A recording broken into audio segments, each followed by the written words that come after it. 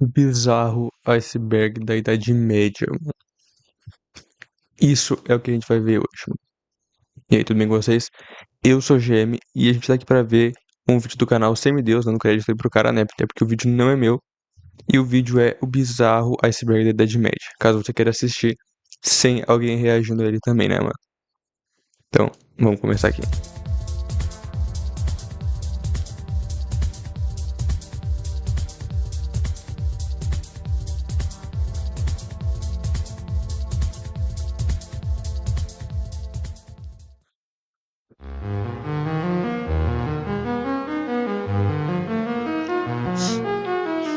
Sejam todos muito bem-vindos a mais um vídeo de iceberg aqui no canal. No vídeo de hoje estaremos conversando sobre o iceberg da Idade Média. A Idade Média é como é chamado um período histórico que foca na Europa, que durou entre os séculos 5 e 15. Os historiadores datam como início da Idade Média a queda de Roma em 476 e coloca o seu fim na conquista de Constantinopla pelos otomanos em 1453, ou seja, o período. Mano, eu acho que a Idade Média, eu acho que é um dos períodos mais romantizados, né, mano? Tipo assim, no mundo, assim, tá ligado? Acho que é um dos períodos que mais cruéis que já existiu e que foi mais romantizado até hoje, né, mano?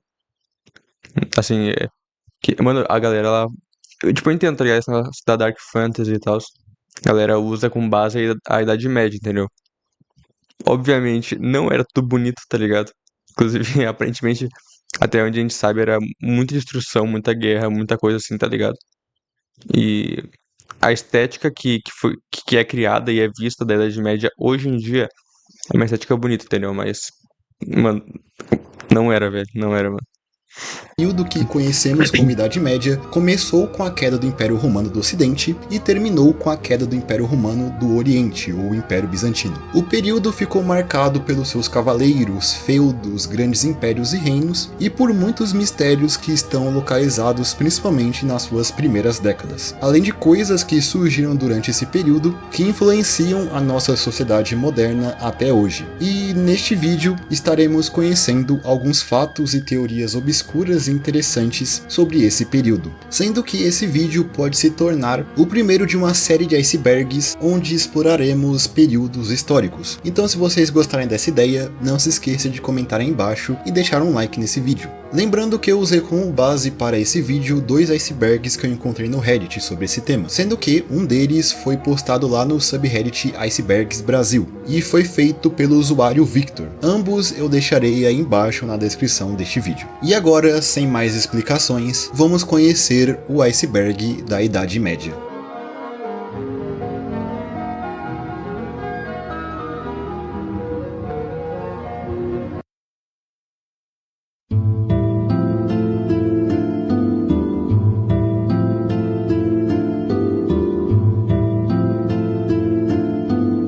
Idade das Trevas. Idade das Trevas ou Dark Ages é um termo que é frequentemente usado para se referir à Idade Média. O termo foi criado durante o século XIV pelo intelectual e humanista italiano Francesco Petrarca, que é muitas vezes usado de forma pejorativa, dando a ideia que esse período era um tempo de decadência, muito causado pela queda do Império Romano, com a Europa sendo dominada por bárbaros. Existe a ideia levantada por Petrarca que muito do conhecimento clássico que foi desenvolvido durante a antiguidade, seja nas artes ou na ciência, foi perdido durante esse período, sendo apenas resgatado durante o Renascimento. O próprio Petrarca era um grande admirador dos gregos e romanos antigos. O termo também é bastante usado para se referir à falta de informação que temos do início da Idade Média, fazendo com que os historiadores fiquem no escuro em relação ao que acontecia em certas partes da Europa, principalmente a Grã-Bretanha, nos seus anos iniciais, algo que atualmente é chamado de Idade Média Arcaica ou Alta Idade Média. No entanto, muitos historiadores não gostam de utilizar o termo Idade das Trevas, já que o período não foi de todo sombrio. Afinal, coisas como universidades começaram a surgir na Europa durante esse período, além de avanços significativos na agricultura, artesanato e arquitetura.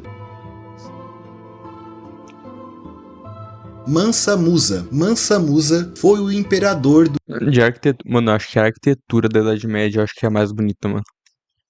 Acho que é por isso, inclusive, que ela é muito romantizada, né, mano? A estrutura que ela cria em tipo, castelos, tá ligado? As próprias casas, vilas, tudo, mano, é muito bem construído, é muito bem desenhado, né, mano? Acho que é por isso que acho que esse é um dos principais motivos da Idade Média ser tão romantizada hoje em dia, mano. Que é a arquitetura dela, tá ligado? O Império do Mali na África entre os anos de 1312 a 1337. Mansa Musa é atualmente considerado uma das pessoas mais ricas da história, com uma fortuna que consegue ser maior do que os maiores ricos da atualidade. O Império do Mali durante o século XIV era o centro da produção de ouro da região, o que fazia o seu monarca ser bastante rico. Dá até para dizer que eles eram a Dubai da Idade Média. Analistas modernos estipulam que as riquezas de Mansa Musa valeriam hoje mais de 400 bilhões de dólares, considerando a inflação. Existe até a história que fala que em 1324, Mansa Musa fez uma peregrinação até Meca, e no caminho ele fez uma parada na cidade do Cairo, onde ele começou a distribuir ouro para a população, e ele distribuiu tanto ouro que a economia local simplesmente foi destruída, com tanto ouro que entrou na cidade de uma vez. É dito que o Egito demorou 12 anos para se recuperar da passagem do imperador de Mali na região.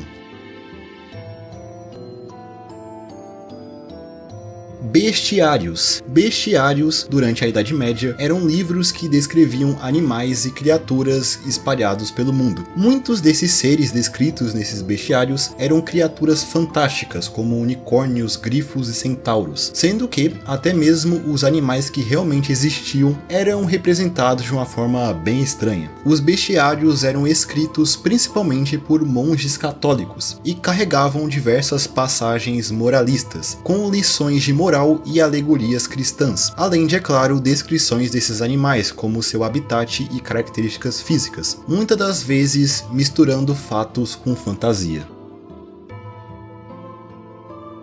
Martim I de Aragão. Esse foi o nome de um rei de Aragão que reinou de 1396 até 1410, o ano de sua morte. Além de rei de Aragão, atual Espanha, ele também foi rei da Sicília a partir do ano de 1409, já que ele também era herdeiro desse reino. Algo que é muito comentado sobre Martim é a sua morte, já que é dito que o rei havia morrido após o seu bobo da corte fazer uma piada que ele achou tão engraçada que ele literalmente morreu de rir. Exatamente, ele morreu porque ele riu demais. Sendo que, segundo a história, naquele momento ele estava sofrendo uma indigestão alimentar por ter comido um ganso inteiro, algo que supostamente ele fazia com frequência. Logo, segundo essa história, a indigestão junto do seu riso histérico o teria levado a óbito. Essa versão, no entanto, é um pouco questionada, acreditando que essa causa de morte teria surgido em uma crônica escrita alguns anos depois, já na Renascença.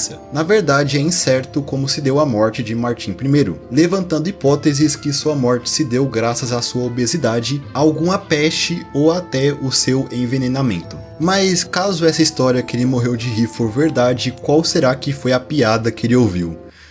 Melhor nem saber, né?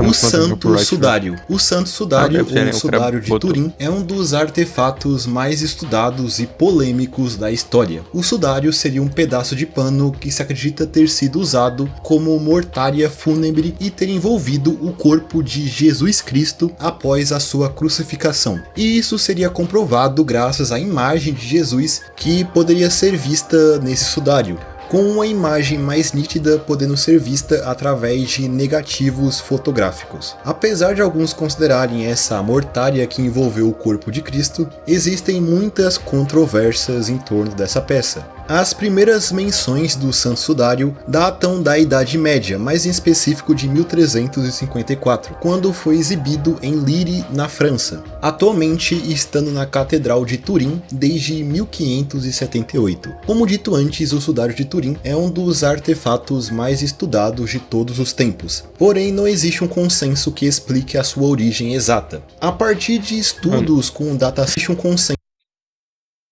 Mano, não... Ah, não tem como comentar aqui, velho. Mas, tipo assim, mano, não parece muito que tem um rosto aqui, tá ligado? Nada a ver, mano. Mano, me parece muito que tem um rosto aqui, tá ligado? Bem aqui assim, ó.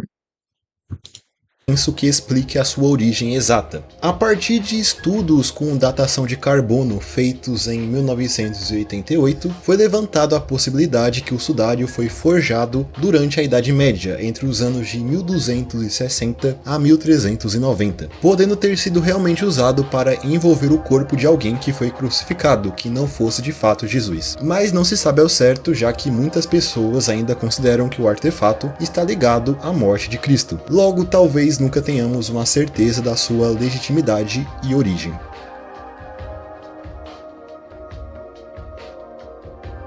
Prestes João. Prestes João foi uma figura lendária que existiu no imaginário da Idade Média entre os séculos XI e XV. Prestes João seria um rei cristão que governaria um próspero reino no Oriente. Ele mesmo, segundo a história, era descendente de um dos 3 reis magos. Era dito que o seu reino carregava o cristianismo por mais de 1000 anos, e era um lugar de abundância e felicidade, e que tinha uma localização incerta, com especulações que falavam que o seu reino se localizava em algum lugar da Índia, ou até posteriormente na Etiópia. Os relatos também mencionavam que o seu exército marchava com cruzes de ouro e que ele tinha o poder de curar doenças e garantir a juventude eterna. O próprio Prestes João tinha mais de 500 anos na época, já que ele tomava da fonte da juventude que existia em seu reino. Segundo algumas versões, a lenda surgiu através de uma carta que começou a rondar a Europa na época, chegando até o imperador bizantino Manuel I e o Papa Alexandre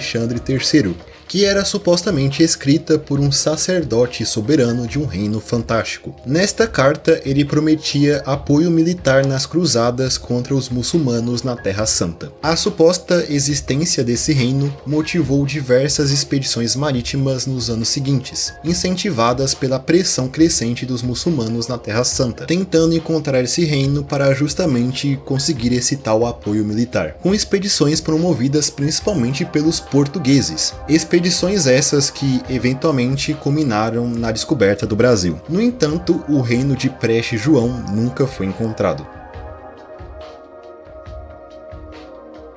Achei doido, mano.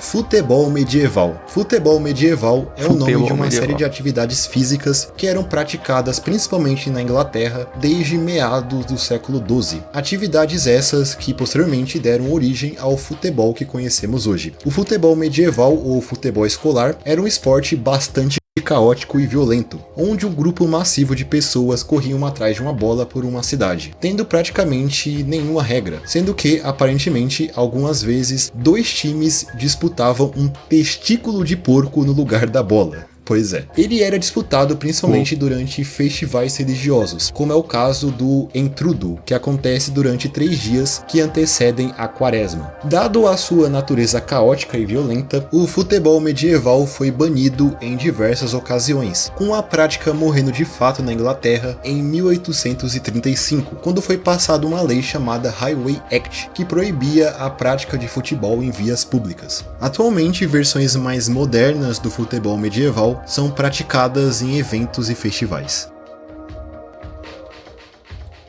A Guerra do Balde. Esse é o nome de um conflito que foi travado entre 2 cidades italianas, Modena e Bolônia, no ano de 1325. Essa guerra estava dentro do contexto do conflito entre os guelfos e os gibelinos, sendo os guelfos partidários do papado e os gibelinos apoiadores do Sacro Império Romano. Bolônia era predominantemente guelfa, enquanto Modena inclinava-se para os gibelinos. Essa divisão levou a constantes discussões e tensões entre as 2 cidades-estado ao longo de várias décadas. A guerra em questão estourou quando os soldados de Modena invadiram a cidade de Bolônia durante a noite para simplesmente furtar um balde do poço central da cidade. Esse furto do balde deu início ao conflito entre as 2 cidades, com Bolônia mobilizando mais de 30.000 soldados e 2.000 cavaleiros para atacar Modena, que se defendia com 5.000 soldados e 2.000 cavaleiros. Os 2 exércitos se encontraram na vida de Zapolino, e mesmo com o menor número, Modena saiu vitoriosa do único combate dessa guerra. As forças de Modena conseguiram derrotar o exército bolonhês após 2 horas de combate, causando cerca de 1000 baixas do lado de Bolonha e 500 no lado de Modena. Posteriormente, o conflito foi encerrado graças a um armistício, e no fim, o balde roubado, que foi o estopim para o conflito, ficou no lado de Modena, sendo usado como um troféu que simbolizava a sua vitória. Mano, porque eu acho isso muito doido, tá ligado? Imagina, 1000 pessoas foram mortas, tá ligado? Então tinha muito mais de 1000 pessoas lá, mano. Eu acho isso loucura, tá ligado? Porque imagina, mesmo que fosse só 1000, tá ligado? Mas são 1000 pessoas lutando, tá ligado? Mano, eu acho muito loucura. É 1000 pessoas de um lado só, tá ligado? Lutando, mano. Tentando matar umas outras. Eu acho isso. É pesado, velho. Eu acho pesado esse negócio aí, mano. E, tipo, até hoje acontece, tá ligado? Guerras e tal. A gente tá vendo aí, né, que teve lá a Ucrânia e Rússia e tal. E, mano, é loucura, velho. Eu acho doideira, mano. Imagina, tipo, o que leva uma pessoa a tentar matar outras pessoas, tá ligado? Tipo, é loucura, mano. Eu acho muito doido esse negócio. Porque não é uma ou duas, tá ligado? Pessoas doidas, mano.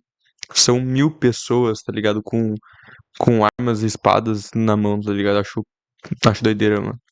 Sendo uma guerra que é lembrada hoje em dia por ter se iniciado por um motivo bastante trivial. Quero dizer, essa é uma versão da história que você costuma ouvir por aí. Na verdade, parece que essa guerra se iniciou por um outro motivo, com o exército de Modena não necessariamente roubando aquele balde de Bolônia. Parece que os soldados de Modena pegaram o balde só no final da guerra, justamente para usá-lo como um troféu.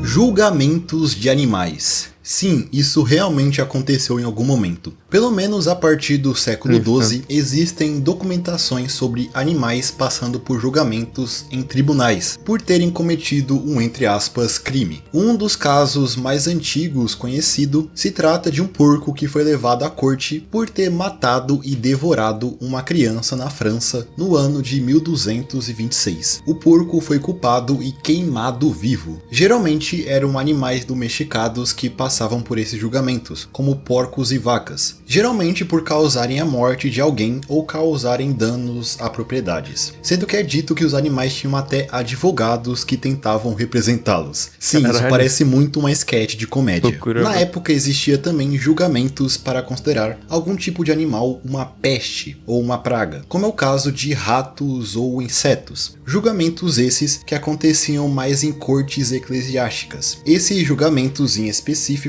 eram feitos para identificar a peste em questão que estava prejudicando as plantações e buscar uma intervenção para erradicá-las. Historiadores especulam que essa prática acontecia principalmente como uma forma de entretenimento para a população local.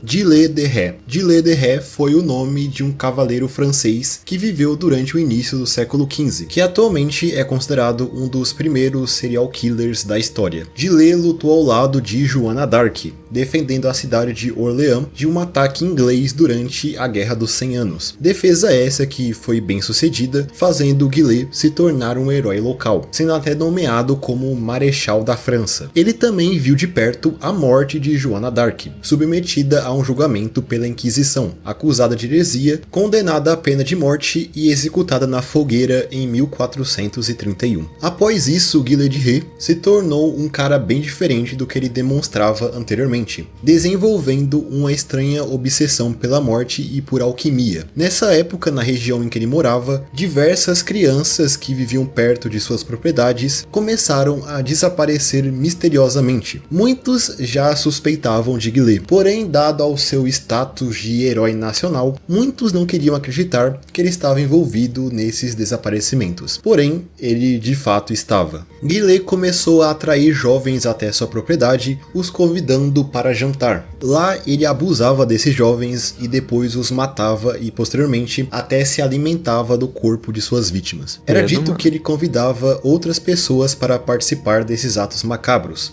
Ele era o Jeffrey Epstein da Idade Média, velho. Como dois de seus primos. Certo dia, em 1440, Guillet de Ré foi capturado pela Inquisição, que planejava torturá-lo para conseguir uma confissão desses seus crimes, algo que nem foi necessário, já que ele confessou só temendo essa tal sessão de tortura. Após isso, ele foi julgado pelo Tribunal Eclesiástico e condenado à morte à forca em setembro daquele ano. E seus números de vítimas são bem perturbadores, já que se acredita que ele tenha matado de entre 80 a 200 crianças. Mas é claro que esses números não são confirmados.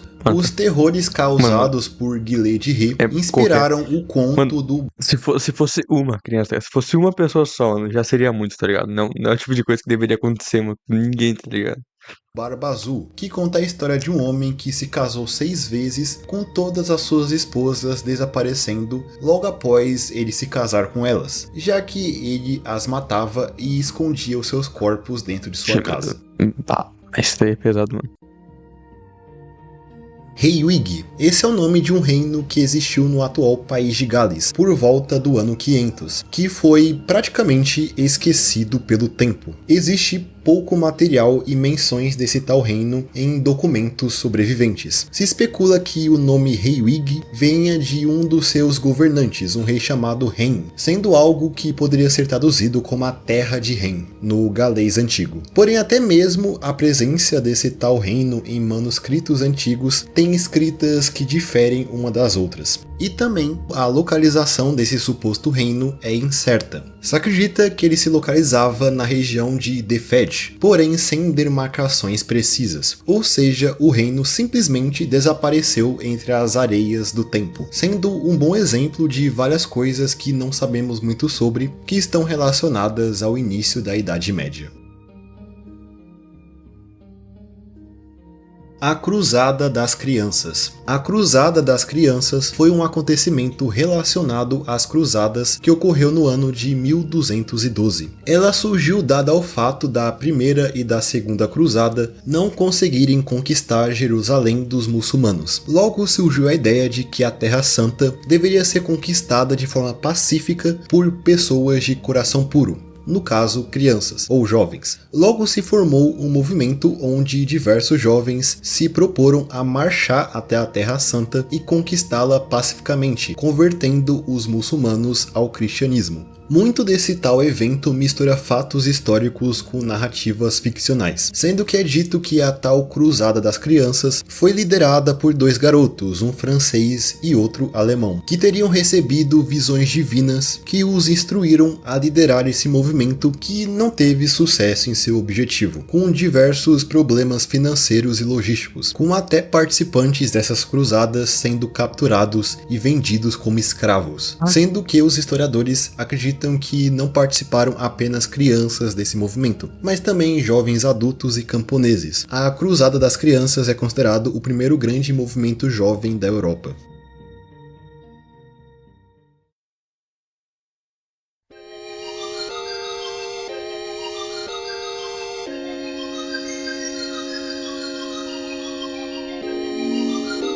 A Maldição de Jacques de Molay. Jacques de Molay foi o último grão-mestre da Ordem dos Templários. Ordem essa que atuou nas cruzadas e tinha como função proteger os peregrinos que viajavam até Jerusalém e os cristãos que ali habitavam, sendo que a Ordem, ao longo dos anos, acumulou uma considerável riqueza. Porém, em 1187, a Terra Santa foi conquistada por Saladino e os Templários foram expulsos de lá. A Ordem então começou a perder sua reputação, se tornando cada vez mais independente do papado, sendo até acusado de extorquir pessoas por dinheiro. A gente só pra deixar claro aqui, mano. Entende como quando escuta a Ordem Templária e tal, já pensa logo em Assassin's Creed, né, mano?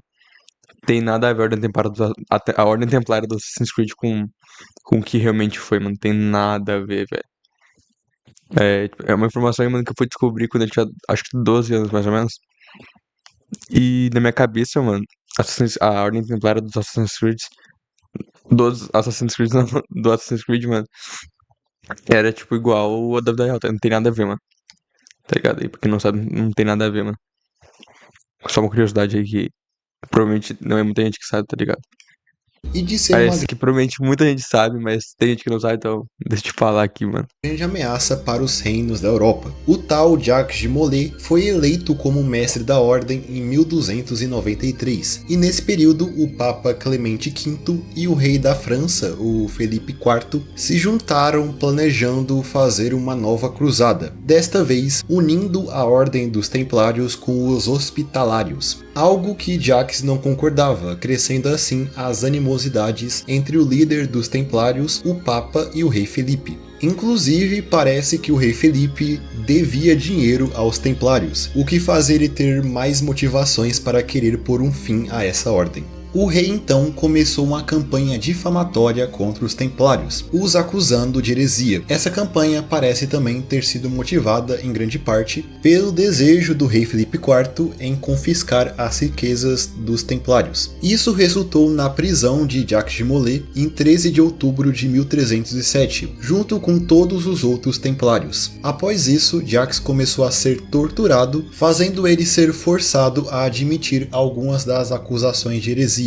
que eram propagadas por Felipe IV. Assim, Jacques de Molay posteriormente foi condenado à prisão perpétua em 1314, após anos de tortura. Condenação essa que foi trocada para a morte após Jacques, durante o seu julgamento público, falar para todos que os Templários eram inocentes e que eles foram submetidos à tortura para confessarem essas tais heresias. O rei Felipe então tomou o lugar do julgamento que era do Papa e condenou Jacques à morte pela fogueira. E enquanto o Templário ardia nas chamas, o mestre Templário amaldiçoou tanto o rei Felipe quanto o Papa Clemente, os amaldiçoando, segundo a história, até a sua 13ª geração. E parece que a sua maldição realmente funcionou, já que tanto o rei Felipe quanto o Papa Clemente morreram alguns meses após a sua execução. A própria dinastia do Felipe IV, a dinastia capetiana, começou a passar por instabilidades após a sua morte, com seus herdeiros tendo mortes precoces, e com a sua dinastia perdendo o controle da França em 1328.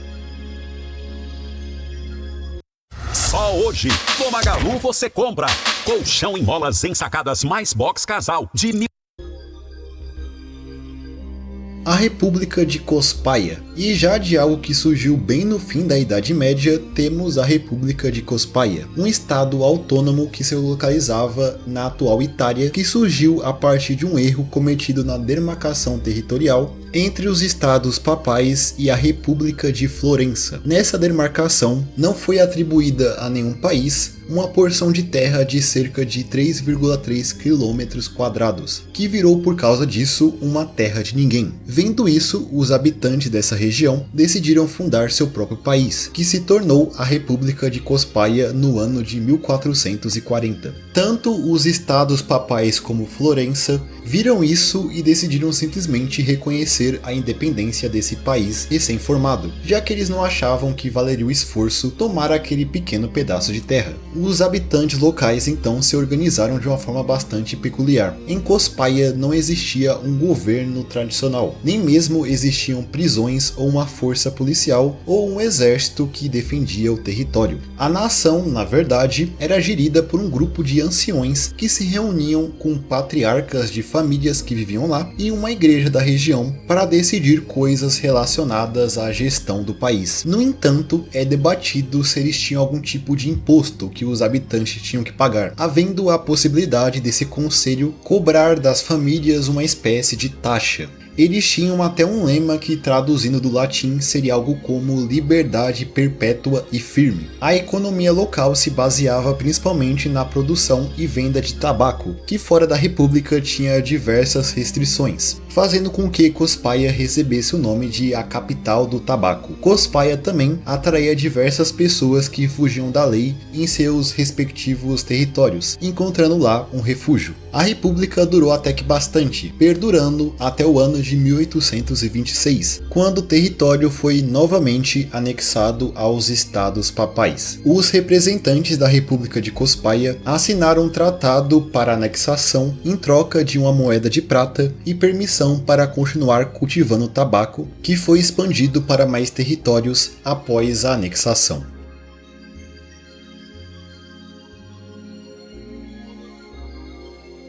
A Praga de Justiniano. Esse é o nome pelo que ficou conhecido uma pandemia de peste bubônica que afetou todo o mundo mediterrâneo durante os anos iniciais da Idade Média, entre 541 a 544. A praga ganhou esse nome já que ela aconteceu durante o reinado do imperador bizantino Justiniano I, sendo que ela afetou principalmente o seu império. A doença foi espalhada pelo Mediterrâneo, transmitida por pulgas de ratos que vinham junto de mercadorias vindas do Egito. A cidade de Constantinopla, a capital do Império Bizantino, foi a mais afetada pela praga. Acredita-se que cerca de 1/5 da população morreu por causa da doença, sendo que em um dia pelo menos 10 mil pessoas em Constantinopla vieram a falecer por causa da doença. O próprio imperador Justiniano, segundo documentos da época, contraiu a doença, mas ele conseguiu ser curado. Se acredita que várias regiões foram afetadas pela peste, como os territórios banhados pelo mar Mediterrâneo, outras partes da Europa, a Península Árabe e até regiões da Pérsia, atual Irã. E ela até mesmo atrapalhou as ambições de Justiniano de restaurar o Império Romano, impactando diretamente nas suas campanhas militares. A praga de Justiniano é atualmente considerada a primeira pandemia da história.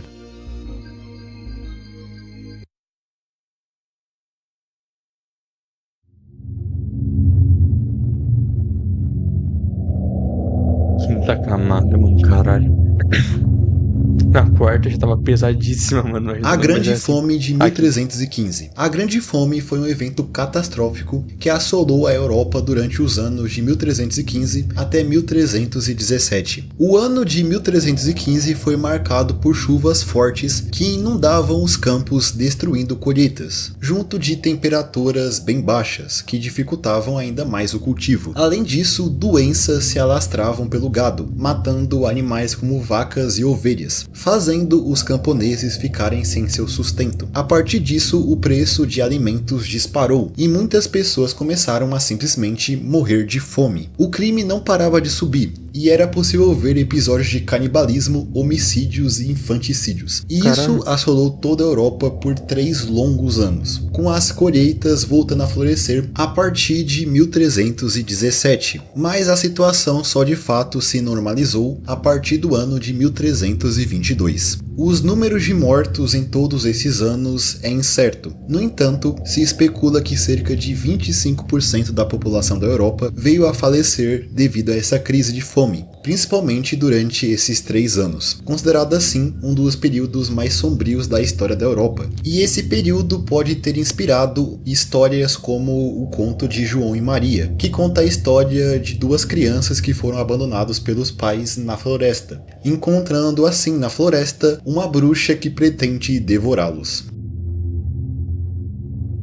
Caraca, viado. A erupção do vulcão Samalas em 1257. No ano de 1257, ocorreu uma erupção vulcânica na ilha de Lombok, na atual Indonésia. A erupção do vulcão Samalas é classificado como uma erupção de nível 7 no índice de explosividade vulcânica, fazendo com que essa seja uma das maiores erupções do último milênio e de todos os tempos. A erupção fez com que altas quantidades de cinzas fossem lançadas na atmosfera, bloqueando a luz solar e fazendo com que as temperaturas baixassem drasticamente. Isso afetou até mesmo a Europa, principalmente no ano seguinte, em 1258, onde as baixas temperaturas arruinaram plantações e também matando o gado, gerando fome no continente. Apenas a cidade de Londres viu cerca de 15 mil mortes naquele ano. em decorrências dessas condições, sendo que esse breve período ficou conhecido na Europa como a Pequena Era do Gelo, com o ano também sendo chamado de o Ano Sem Verão. E pensar que um vulcão na Indonésia poderia ter causado um impacto dessa magnitude na Europa.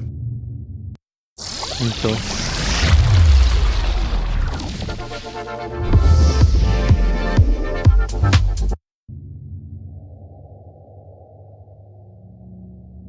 Hipótese do tempo fantasma. Esse é o nome de uma teoria da conspiração desenvolvida em 1991 pelo historiador alemão Hubert Illich. Segundo ela, existe 297 anos na história que foram inventados e nunca realmente aconteceram, fazendo com que, segundo essa teoria, hoje não estarmos no ano de 2025, mas sim no ano de 1728. Esse tal tempo fabricado estaria entre os anos de 614 a 911. Essa ideia vem, segundo o historiador, de que supostamente houve uma conspiração para alterar o calendário para associar o reinado do imperador do Sacro Império Romano, Otão III, com o ano 1000, que na sua época tinha uma forte importância. Essa conspiração envolvia até figuras como o Papa Silvestre II e o imperador bizantino Constantino VII. Na conspiração é dito que tudo que sabemos sobre esse período de 614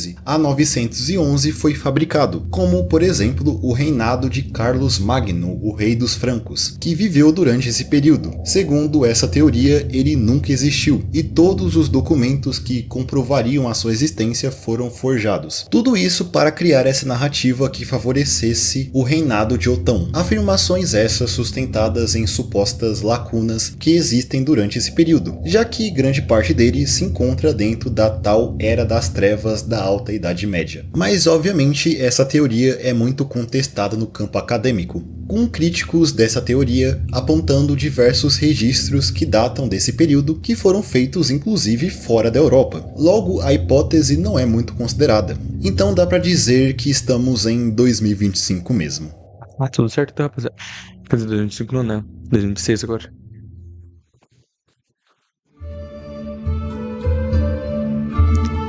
Caralho, velho. Pô, que loucura, mano. Acho que um dos que mais me surpreendeu ali, mano, acho que foi lá o do. Ali tava a galera passando fome e tal, e canibalismo na rua, assim, do nada, tá ligado? Esse daí me impressiona bastante. Também daquele rei lá que era tipo um Jeffrey Epstein da Idade Média, mano. Acho que esses foram os que mais impressionaram nesse vídeo aí, mano. Achei loucura, velho.